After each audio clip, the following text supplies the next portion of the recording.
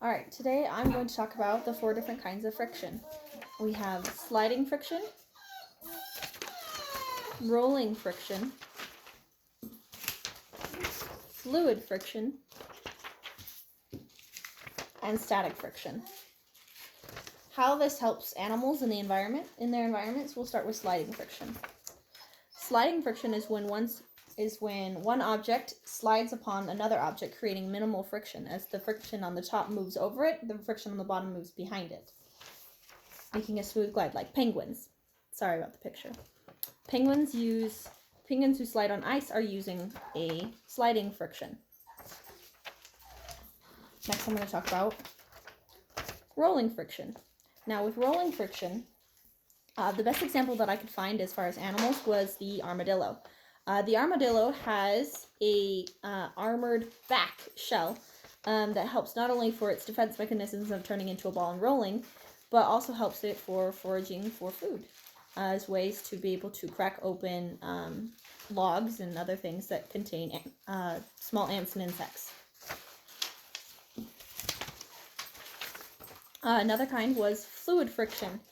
One example of fluid friction is when an object can move through a liquid surface such as water, like a fish, octopus, sharks, things like that, anything aquatic. I drew a fish. As you can see from the arrows, as it moves through the water, the friction goes over it and around it, creating a sense of, it uses each individual fin for a different type of movement. The back fin is to be able to move for power. The side fin is to help it for steering, and the top fin and dorsal fin are there for balance. And that is my example of fluid. Now talking about static friction. This one I had a bit of trouble figuring out what would be a good static friction animal.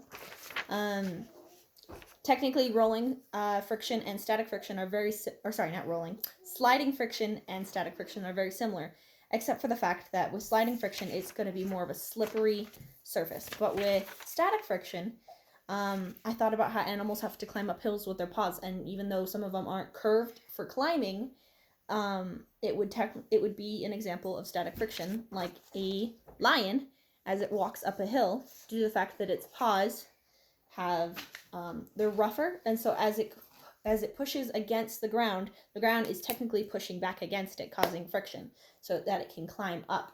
Even though it's not a visual representation of friction, as far as like you don't see it as accurately as like say rolling or fluid friction it still has